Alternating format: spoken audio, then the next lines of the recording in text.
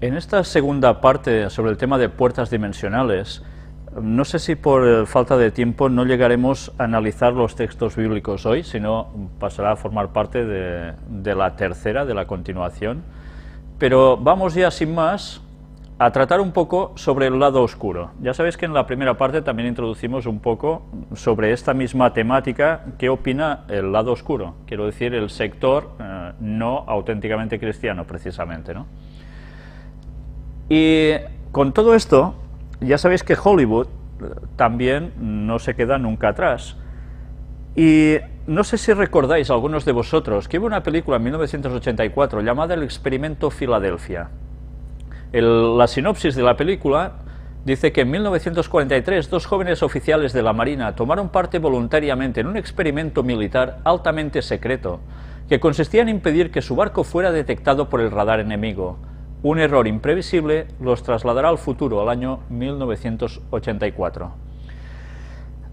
Esta película tuvo una continuación, una segunda parte, en 1990 y algo, y estaba basada en lo que dicen que es un hecho real, sobre unas cartas que alguien, dice testimonio directo de haber vivido todo esto, escribió y una persona quiso publicarlo y hacer libro y demás. Bien, nunca se ha podido determinar si realmente esto fue todo verdad o no. Este señor durante un momento, luego cuando ya pasó, bueno, pasaron años creo recordar, se retractó de lo que dijo, diciendo que era una broma muy pesada y de mal gusto que él había hecho, pero después volvió a decir otra vez lo mismo, ¿no? Bien, sea como fuere, sí que es cierto que es un argumento recurrente en películas de ciencia ficción. En Terminator también vemos que se trasladan en el tiempo, cuando viene el Terminator, etcétera, ¿no? Vienen del futuro al pasado y así sucesivamente. Bien, esta película no solo era trasladarse al futuro y ya está, sino que además era entrar como en otra dimensión, pasando de un lugar a otro. Vamos a ver precisamente el vídeo del tráiler de esta película, El Experimento Filadelfia. Está en inglés, si no recuerdo mal, pero más que nada queremos pasar esto para que veáis ciertas imágenes de las cuales nosotros ya mostramos en la conferencia anterior unos esquemas y una serie de cosas que enseguida percibiréis que ya mostramos aquí. Por tanto, en algo se estaban basando, ¿no? Vamos a entrar el vídeo. It was October 1943. The United States government authorized an experiment that would render its ships undetectable by radar. The experiment took place on a ship in Philadelphia Harbor. Generators activated, sir. For 41 years, the government denied it ever happened. I don't believe this. The Eldridge has vanished. Of course she has. She's radar invisible. No, sir. She's really vanished. But one ship did disappear, and two of the crew suddenly find themselves in the present. Maybe all this isn't real. You're telling me this is my imagination?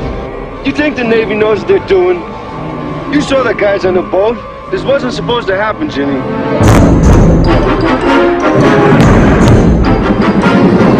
Jimmy, whatever he is, it's after us!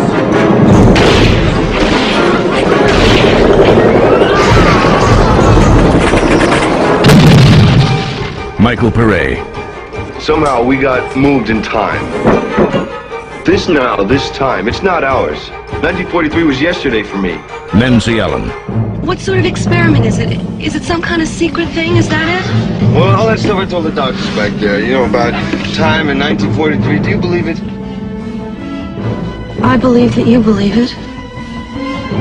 And Bobby DiCicco. Don't leave me, Davey.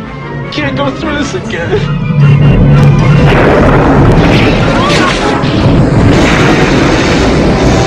The Philadelphia Experiment. They opened a hole in time, and it stayed open.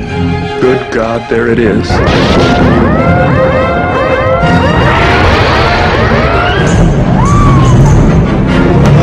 Now the government needs the one man who can stop the experiment. Look out!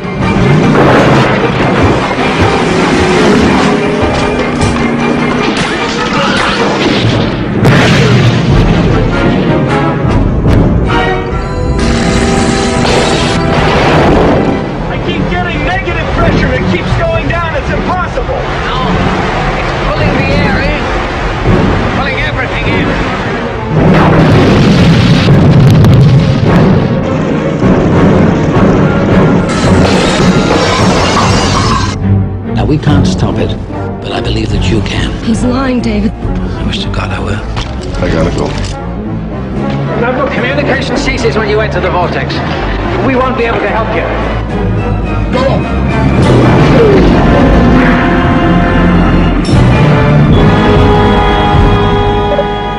The Philadelphia Experiment.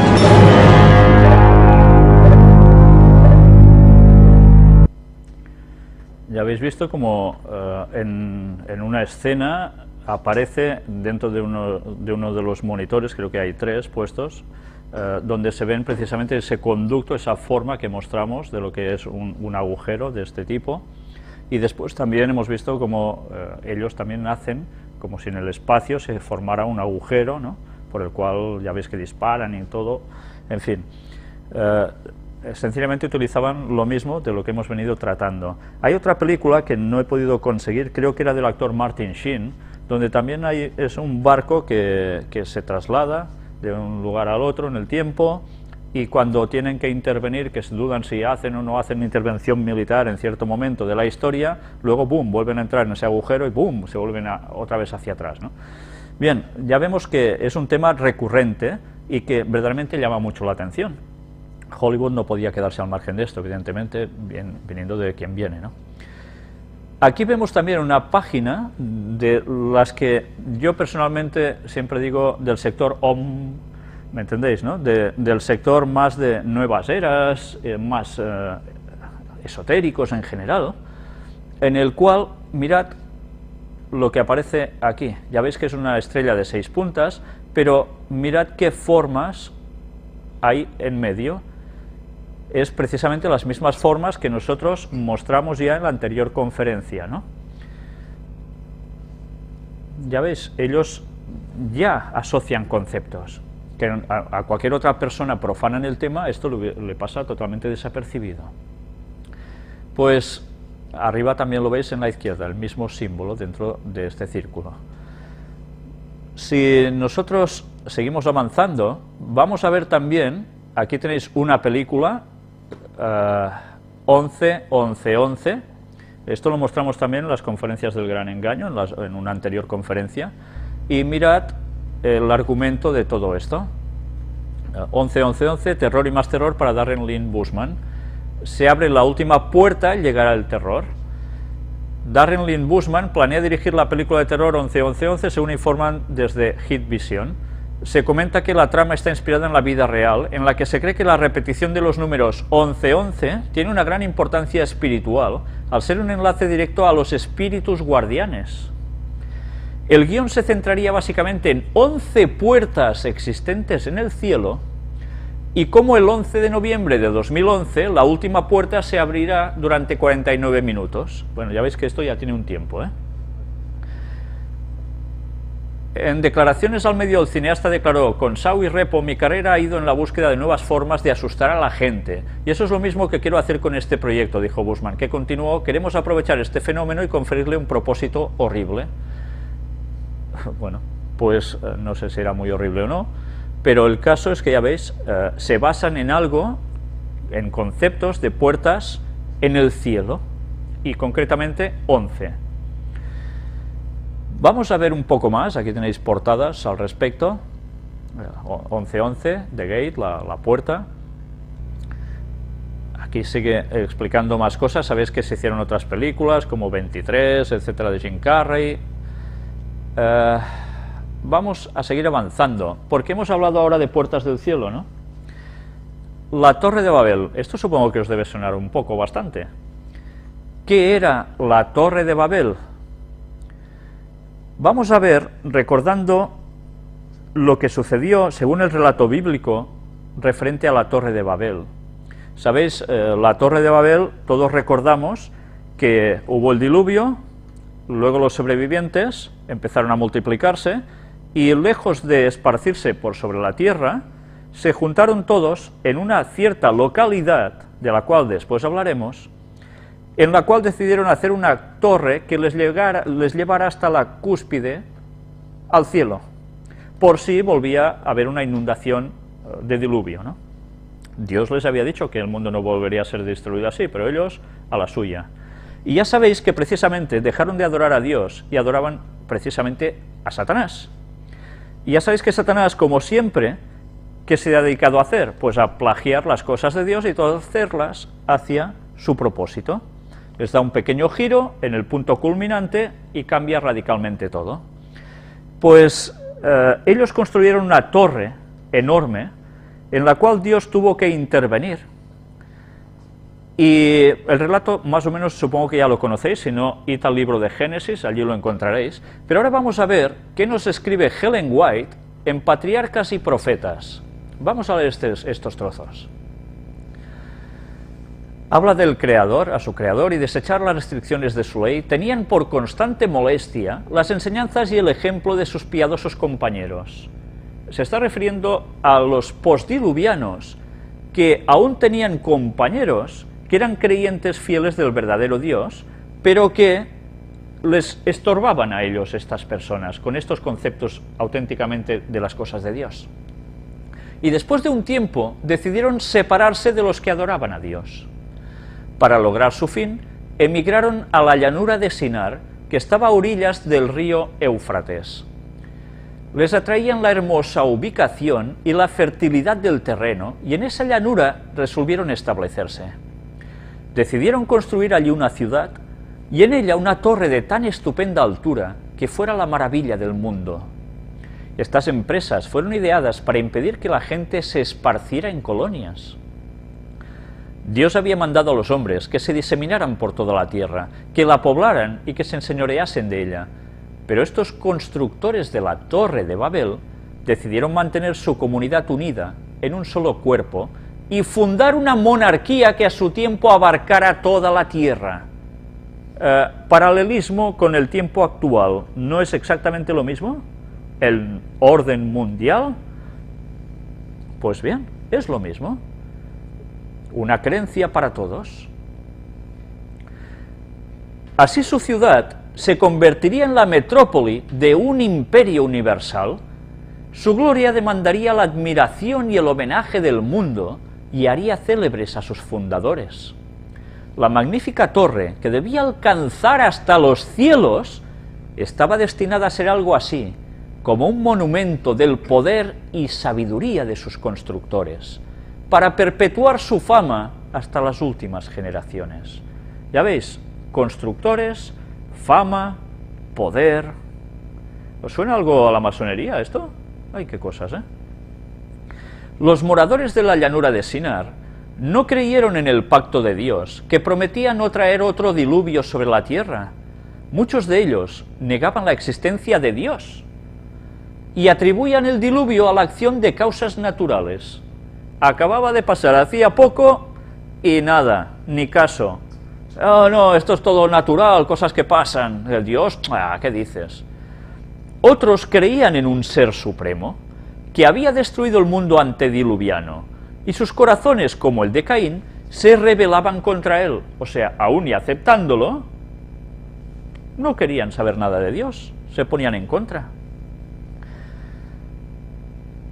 Más o menos, ¿no estáis viendo un paralelismo con lo actual? Otra vez igual.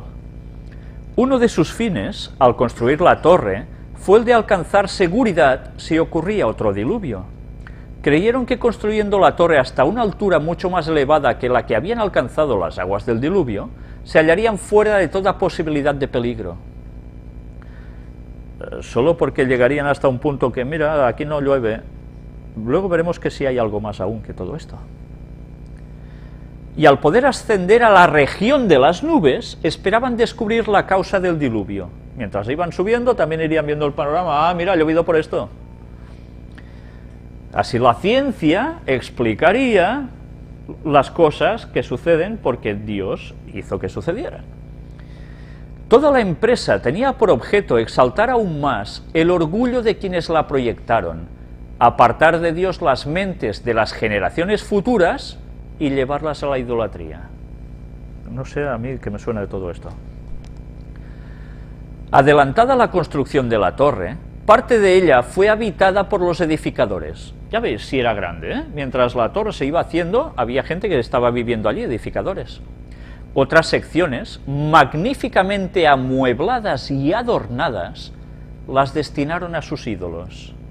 Ah, en eso sí que creían, ¿eh? En otros ídolos sí.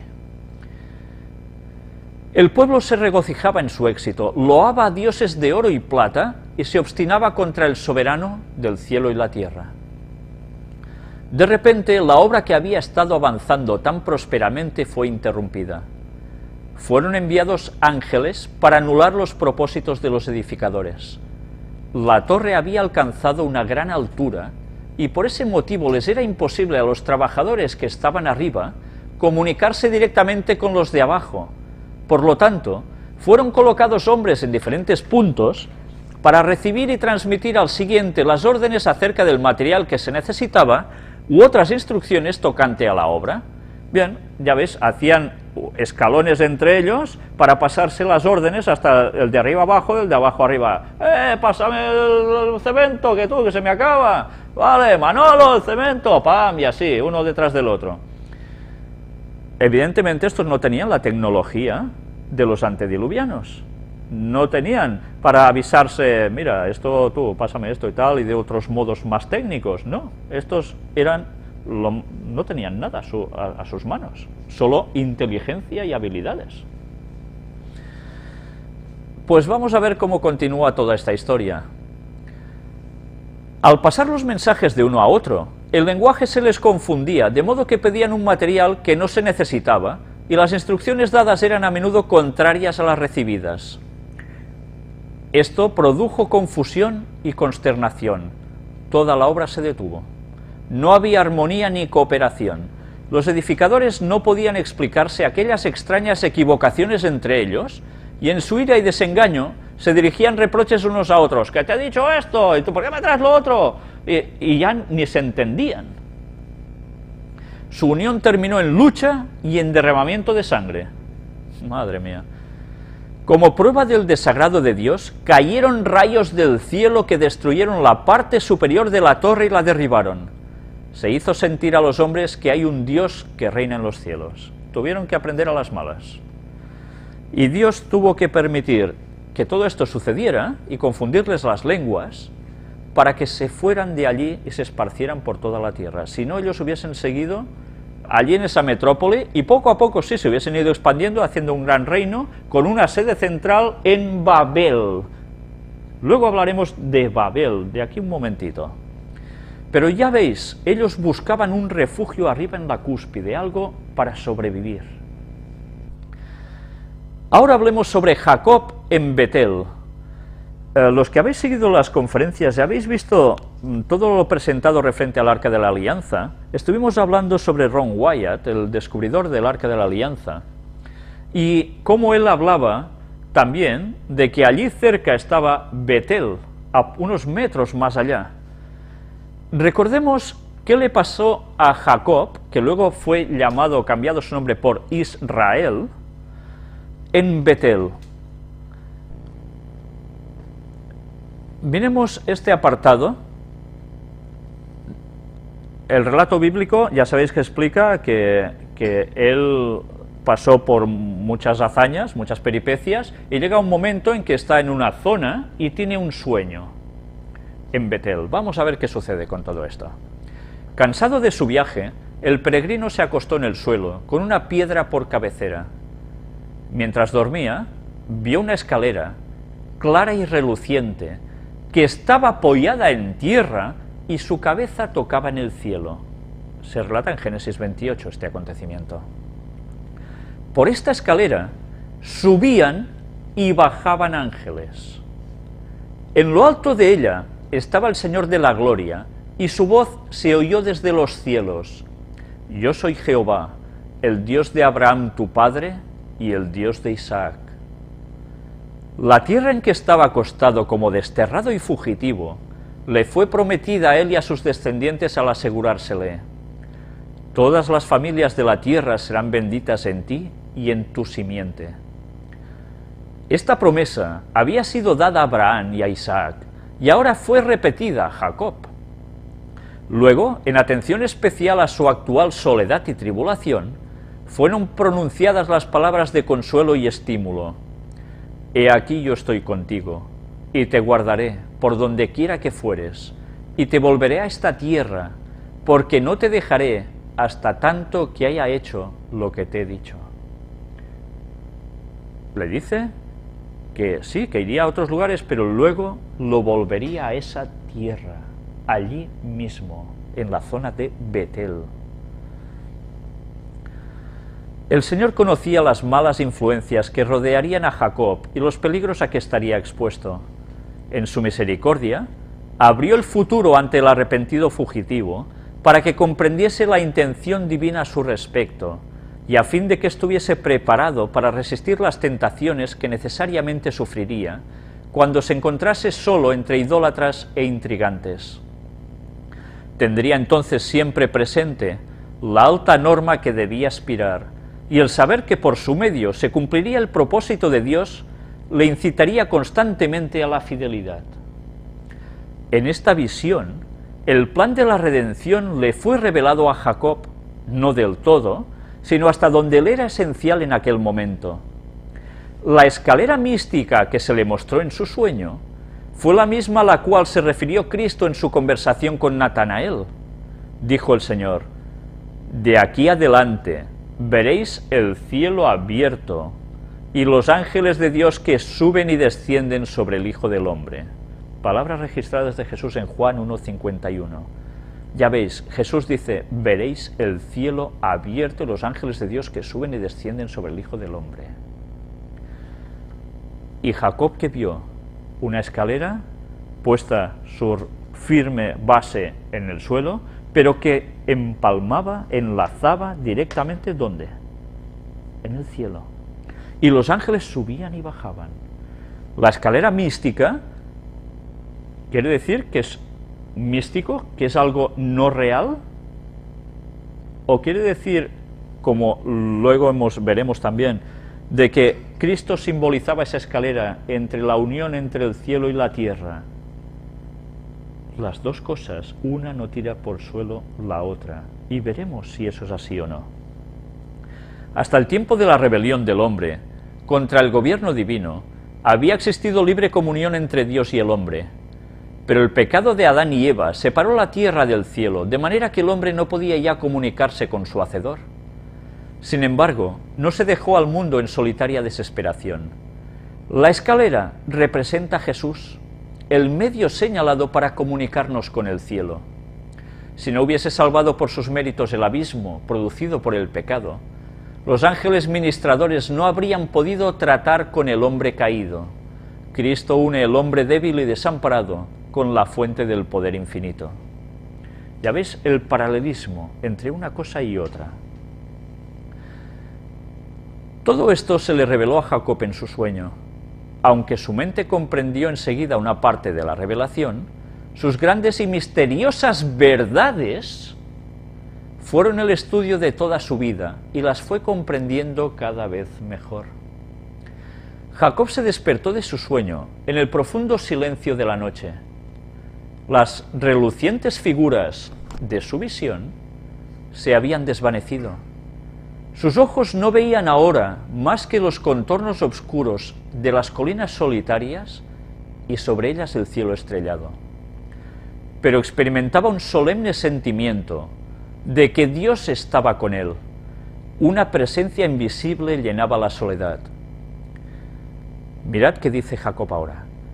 Ciertamente Jehová está en este lugar, dijo, y yo no lo sabía. No es otra cosa que casa de Dios y puerta del cielo.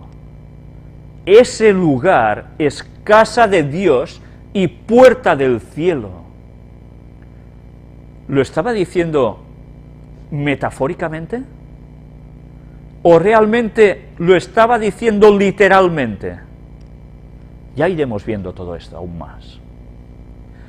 Y levantóse Jacob de mañana, y tomó la piedra que había puesto de cabecera, y alzóla por título, y derramó aceite encima de ella.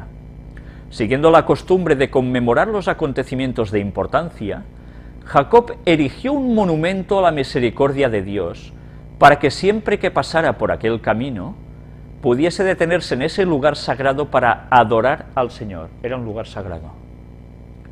Y llamó aquel lugar Betel, o sea, casa de Dios.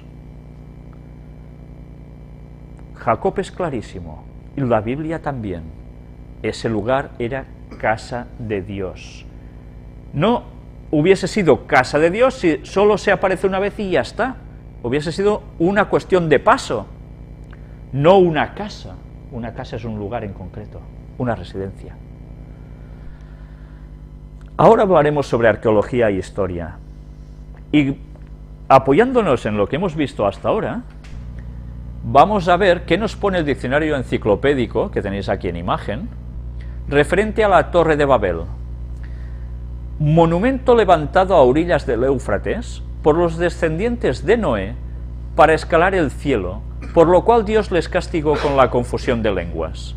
Queda claro para todo el mundo que esto es la Torre de Babel tan famosa. El Diccionario Bíblico Arqueológico de Charles F. Pfeiffer, veamos qué nos pone sobre la Torre de Babel. Es interesante, podréis ver estas instantáneas cuando la conferencia sea subida con más detenimiento, parando la imagen, porque es interesante todo lo que se expone. Yo solo os voy a destacar unas pocas cosas. La Torre de Babel era un zigurat.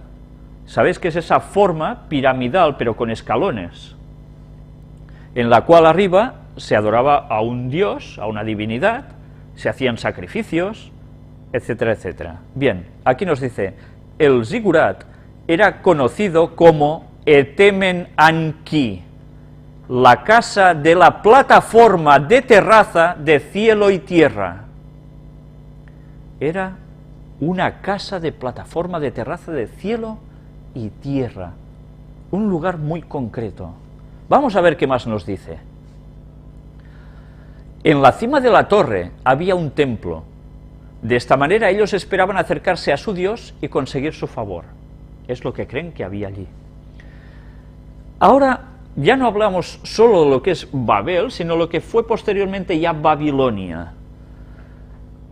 Un antiguo texto mesopotámico indica que durante el tercer milenio la ciudad era conocida por los sumerios con el nombre de Kadingira, el equivalente del acadio Babilum, la puerta de Dios.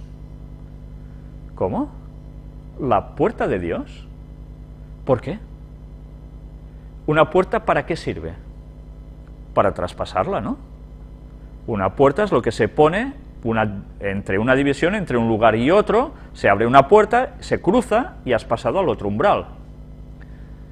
Pues ellos consideraban que ese lugar era una cosa denominada la puerta de Dios, porque por allí algo podía trascender. Vamos a seguir avanzando. Aquí abajo nos pone la insurrección de Ezequías de Judá, que es registrado en 2 Reyes 8.1, e Isaías 30.1, hizo necesario el movimiento de las tropas asirias a Palestina, e inmediatamente Merodach Baladán incitó a la rebelión. Merodach Baladán. Vamos a ver qué significa luego este nombre de esta persona. Seguimos avanzando. Aquí tenéis distintas instantáneas de Babilonia. Y aquí nos dice, en Amran fue descubierto un templo dedicado a Marduk, y en la llanura San fueron encontradas las ruinas de un gran zigurat también. Vamos a ir quedándonos con unos nombres. Ahora tenemos a Marduk. Ya veis también, con unas ruinas en forma de zigurat. Emá, el templo de Ninma, diosa del mundo subterráneo, situada en el Kas, hacia el lado oriental de la puerta de Istar, era una pequeña estructura. Ya veis que hay una relación entre la diosa del inframundo, del mundo subterráneo, y Istar. Aquí tenéis arriba el relieve del dragón de la puerta de Istar. Ya ves, un dragón en esa puerta. ¿Por qué? Sabéis que metafóricamente habían guardianes de las puertas. En este caso, dragón. ¿Símbolo de quién? Dice la Biblia que es el dragón, de Satanás. Entonces, había alguien interesado también en esos lugares. Habéis visto también cómo Istar se nombra aquí. Istar pasó a ser una divinidad que todas las naciones paganas tenían bajo otros nombres. Astaret, Astarot, Istar, bueno, varios distintos.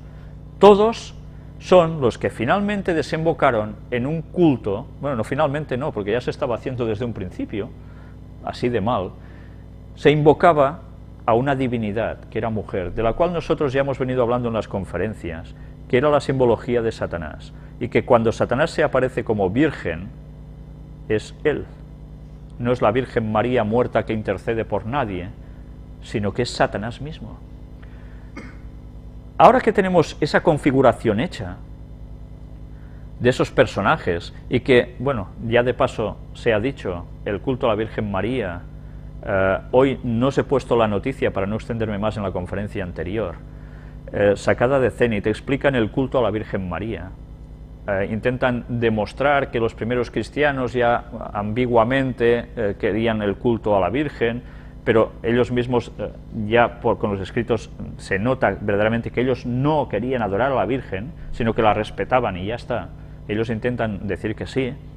Y finalmente todo desembocó en el culto a la Virgen María, que en el fondo no era nada más que Istar de la antigüedad, aplicada al mundo cristiano. Entonces Satanás siempre ha jugado a lo mismo y lo pasó al mundo católico también. Pues sabiendo que todo esto es cuestión satánica, vamos a seguir avanzando y con los nombres que nos hemos quedado antes. La vía procesional y la puerta de Istar. Nabucodonosor había construido esta vía en honor a Marduk. Ahora veremos quién era Marduk. La vía se extendía a través de la puerta de Istar, pasando por el palacio de Nabucodonosor hasta el templo de Marduk. Ya veis si era importante, una cosa relacionada con otra. El Zigurat de Babilonia, Etemenanki, la casa del fundamento del cielo y de la tierra, excavado en el Sang entre 1908 y 1911, era un vasto complejo de más de 150.000 metros cuadrados. Era grande, ¿eh? La casa del fundamento del cielo y de la tierra. Arriba vemos, hay poca duda de que esta fue la torre de Babel mencionada en Génesis 11 del 1 al 9. ¿Ya veis qué relación tenía con la adoración de quién? De Satanás. Y esos caminos, esas puertas que llevaban a estos lugares. Más abajo nos dice, otros pasajes son más generales. La torre de Babel, de Génesis 11, está seguramente asociada con el Zigurat de Babilonia. En el Apocalipsis de Juan, Babilonia es un símbolo escatológico. Y así es. Babilonia, bíblicamente en profecías, cuando escribe el apóstol Juan, ya no está. ¿A qué se estaba refiriendo entonces? Lo hemos venido demostrando en toda la serie de conferencias del Gran Engaño, que se estaba refiriendo a la Iglesia Católica. Aquí no vamos a entrar en detalles, pero ya veis qué unión de conceptos nos están deparando ya estas palabras. Y si seguimos avanzando, todo esto es interesante, que si queréis hacer historia, lo podéis ver en vuestras casas. Miremos ahora también qué nos pone en este diccionario sobre Babilonia. Proviene de Babel. Babilonia, capital de la antigua Caldea, Baja Mesopotamia, a orillas del Éufrates. Los acadios, siglo XXI a.C., fundaron la ciudad y una dinastía cuyo sexto rey, Hammurabi, este nombre os sonará, ¿verdad?, del código famoso Hammurabi, realizó la unidad de Sumeria y Acadia en un imperio centralizado. Desde entonces fue una de las más importantes ciudades de Oriente, destruida por Sennacherib, rey de Asiria, siglo VII a.C. Asardón la reconstruyó, creando el segundo imperio babilónico, pero en sucesivas rebeliones, Asurbanipal, hijo de Asardón, se apoderó de la ciudad destruyéndola de nuevo. Fue reconstruida por Nabucodonosor, siglo VI a.C., alcanzando entonces su máximo esplendor. Más tarde pasó a poder de Ciro, quien la incorporó a su imperio en el año 539 a.C. Hoy forma parte del Irak y solo quedan de ella sus ruinas, conocidas con el nombre de Birs Nimrud. ¿Sabéis? Nimrod, suena el nombre de Nimrod, el fundador de Babilonia, poderoso cazador delante de Dios de los hombres, y que cazaba hombres. O sea, que realmente era lo peor de lo peor. Pues bien, ese fue el fundador de Babilonia en verdad. Y ya veis que eso está situado en esta zona de Irak. Aquí tenéis imágenes de Babilonia, de esas ruinas, ya veis que tienen ya unos años estas fotografías. Y aquí tenéis a Isis, que es otro nombre de Istar, diosa egipcia, esposa y hermana de Osiris y madre de Horus. Se creía que las crecidas del Nilo eran debidas a sus lágrimas por la muerte de Osiris, pues sí que lloraba la mujer. Pasó a Grecia y Roma, su culto se extendió hasta la época de Justiniano. Ya veis, la misma divinidad adorada por distintas culturas, en este caso, la egipcia. Istar, diosa mesopotámica del amor y de la guerra. Aquí tenéis en un relieve del siglo VIII. Es lo mismo. Y Marduk, ¿quién era? En la Biblia también aparece como Merodach, dios supremo de Babilonia. Este era el líder, ¿vale? El jefe de los jefes, de los dioses. Veamos de la concordancia que tenéis aquí de las Sagradas Escrituras. Aparece también Merodach como dios de Babilonia, en Jeremías 52, y Merodach Baladán, del cual antes os he citado, que era rey de Babilonia. Si os estáis dando cuenta, los nombres compuestos de sus reyes estaban formados por nombres que en verdad eran satánicos, de adoración al diablo. En 2 de Reyes 20, versículo 12, nos dice: en aquel tiempo, Merodach Baladán, hijo de Baladán, rey de Babilonia, envió mensajeros con cartas y presentes a Ezequías porque había oído que Ezequías había caído enfermo. Aquí lo tenéis en cuestión al personaje.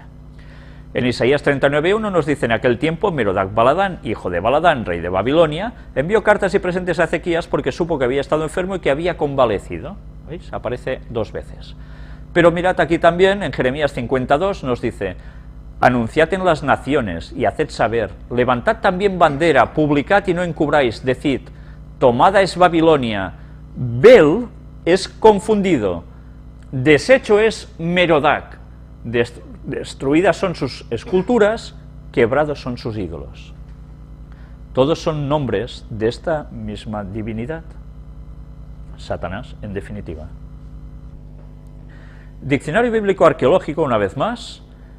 Aquí nos habla sobre Betel, toda una descripción, y aquí tenéis unas imágenes sobre Betel.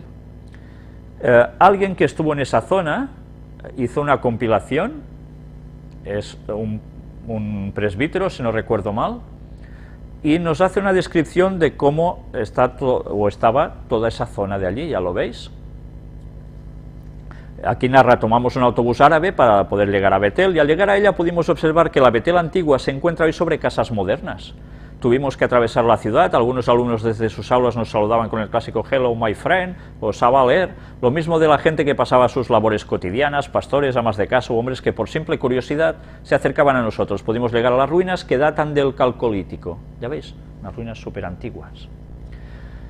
Betel es una ciudad que se encuentra entre Jerusalén, Ramala, Nablus, y era una zona de comercio entre Jerusalén, Ramala, Mambré, etc. Aquí la tenéis ubicada. Jerusalén, un poquito más para allá, Betel.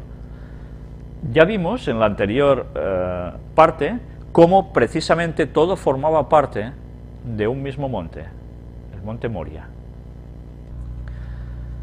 Aquí tenéis también una imagen de toda la zona, y en el diccionario, bueno, el wiki cristiano, que está en internet, Betel nos dice las palabras en hebreo que significan casa o templo de Dios. Esto es el significado de Betel. En este otro diccionario también nos dice sobre Betel, antigua ciudad de Palestina, la actual Beitín, situada a 25 kilómetros de Jerusalén. El nombre le fue dado por Jacob. Todo está claro, todos tenemos los conceptos ya claros, ¿no? Baal, divinidad masculina principal de los caldeos, o sea, de los babilonios, y fenicios, identificación del sol. Ah, ya sabemos que a Satanás le gusta identificarse con el sol, ¿no? Balamón, ya veis, nombre compuesto, Amón. Baalbek, población de la República del Líbano, fue importantísima en la antigüedad y conserva las ruinas de 3 grandes templos romanos. En la antigüedad, Heliópolis, que era ¿qué? La ciudad del sol. Por tanto, vemos que todo va siempre unido a la adoración a Satanás. Eran las culturas paganas. Baal. Baal, palabra semítica que significa señor o dueño. Como el jinete de las nubes se lo reconoce a Baal. Baal era identificado con Adad, el dios semítico de la tormenta. Diréis, bueno, ¿y todo esto qué tiene que ver con lo que estamos hablando? Jinete de las nubes. ¿Qué quiere decir esto? ¿Alguien que está en el suelo o alguien que aparece por arriba? Pues, un jinete de las nubes, evidentemente es alguien que está por arriba. Pero además, mirad, como también dios semítico conocido de la tormenta. ¿La tormenta qué hace la tormenta? Una tormenta, ¿qué expulsan las nubes? Rayos, ¿no? Vamos a ver luego. Mientras tanto leamos, una crisis en la historia de Israel tuvo lugar durante el reino de Acab, cuando la esposa del rey Jezabel intentó suprimir la adoración del Dios de Israel y colocó a Baal como el Dios de la nación, o sea, Satanás. Jezabel era hija de Itobaal, ¿veis? Otra vez el nombre, el sacerdote rey de Tiro, un devoto de Melkart, el Baal de Tiro. Y si recordamos en la Biblia, se hace una comparación entre el rey de Tiro y ¿quién? Satanás. ¿Os dais cuenta cómo va cuadrando ya todo? Pues aún vamos a ver más cosas. Baalbek, la antigua ciudad de Baalbek, yace en el valle del Beca, que separa las cordilleras del Líbano del Antilíbano. Es una ciudad también allí. Mirad más abajo. Así el nombre de Baal, el dios Sol, fue cambiado a Helios, y la ciudad llegó a ser conocida como Heliópolis, o la ciudad del dios Sol. Siempre esa misma relación. Aquí tenéis precisamente el dios de la tormenta, Baal. Bueno, los rayos saliendo de él. ¿Qué tiene que ver esto? Lucas 10, versículo 18 nos dice: y les dijo, yo veía a Satanás caer del cielo como un rayo. ¿Os dais cuenta por qué era conocido como el dios de la tormenta, Satanás? ¿Por qué se lo adoraba así? Por los rayos, jinete de las nubes, provenía de arriba, puerta, casa de Dios, torre de Babel, plataforma al cielo. Por algún lugar alguien pasó, y por algún lugar también hay lugares o personas que pasan, mejor dicho, por allí. El mismo punto, dos puntos distintos. Iremos viendo más cosas al respecto. Aquí tenéis imágenes antiguas, precisamente de adoración, ya veis, de construcción de los templos de Baalbek. Eran cosas enormes. Y ahora vamos a entrar un vídeo precisamente de Ron Wyatt, donde Jerusalén, puerta del cielo. Si quiere ver dónde fue sepultado Cristo, vaya, mire la tumba del jardín. Ahí es el lugar. Y el sitio de la crucifixión está aproximadamente a 80 pies de la tumba del jardín. No voy a decirle más sobre eso hasta que podamos mostrar a usted el video. Pero sea como sea, yo tenía un ventilador que era una especie de refrigeración y estábamos un poco afuera porque hacía muchísimo calor y el ventilador dejó de funcionar. Así era la miseria, la extrema miseria. El doctor había estado ayudando y cuando el ventilador se descompuso, sacó su almuerzo y se escabulló de nuevo bajo algunos arbustos a mi derecha. Y en la sombra estaba comiendo su almuerzo y yo estaba sentado en el suelo tratando de arreglar este ventilador. No tenía nada para que una persona sobreviva. ¿Alguna vez ha estado en esa situación? De todos modos, oí una voz que decía, Dios te bendiga en lo que estás haciendo aquí. El dueño de esa voz sabía lo que estaba haciendo y me di cuenta por la forma en que él lo dijo. Me sorprendió, pues se suponía que no había ahí nadie que lo supiera.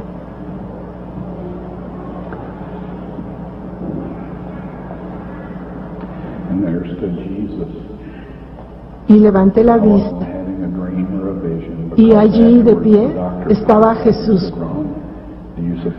No estaba teniendo un sueño o una visión, porque después el doctor miró hacia arriba y dijo, Ron, ¿cree usted que hemos estado hablando con un ángel? Jesús lucía alto, de cabello oscuro, barba oscura, ojos castaños oscuro, tez más bien brillante para el pelo oscuro y ojos oscuros, y la más amable expresión que he visto en mi vida.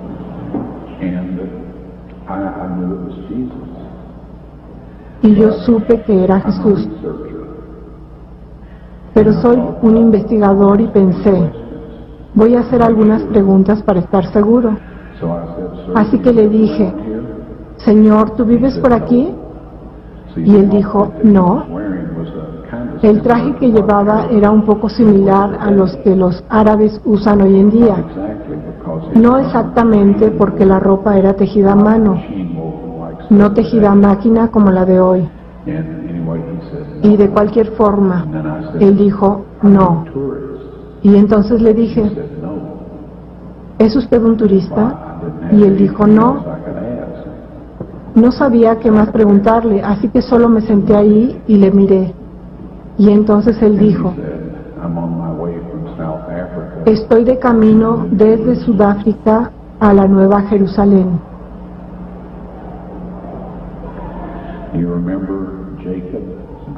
Recuerden a Jacob, que tuvo un sueño al norte de Jerusalén y vio una escalera y ángeles de Dios subiendo y bajando, y dijo, no es otra cosa que puerta del cielo. Cristo estaba de camino desde Sudáfrica a la Nueva Jerusalén. El profeta dijo que esa era la entrada al cielo. Me quedé sentado allí porque no sabía qué decir. Estaba totalmente mudo. Ni siquiera estaba seguro de estar respirando para entonces. Él volvió a mirarme con esa expresión amable y dijo, Dios te bendiga en lo que estás haciendo aquí.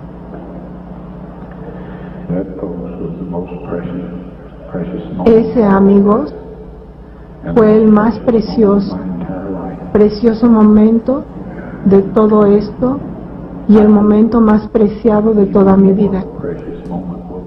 Espero que un momento aún más precioso vendrá para todos nosotros cuando podamos mirar esa maravillosa cara y oírle decir, venid, buen siervo y fiel, entra en el reino de tu Señor.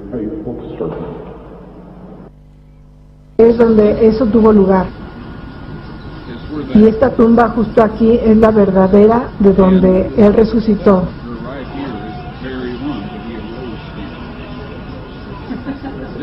Esta es la entrada al cielo, mis amigos. Jacob, cuando tuvo su sueño, estaba solo un poco más al norte de aquí y tuvo su visión y dijo que vio ángeles ascendiendo y descendiendo. Dijo que este lugar no es otra cosa sino la puerta de entrada al cielo, y te aseguro que eso es lo que es.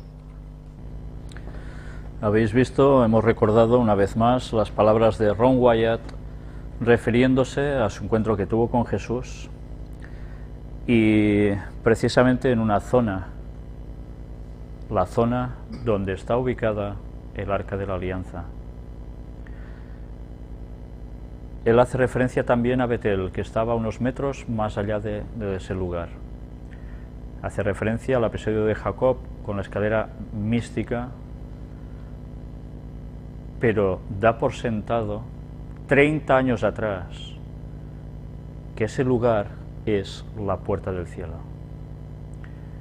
Es totalmente comprensible que el Arca de la Alianza esté en ese lugar, porque la zona de Jerusalén es la zona de la puerta al cielo.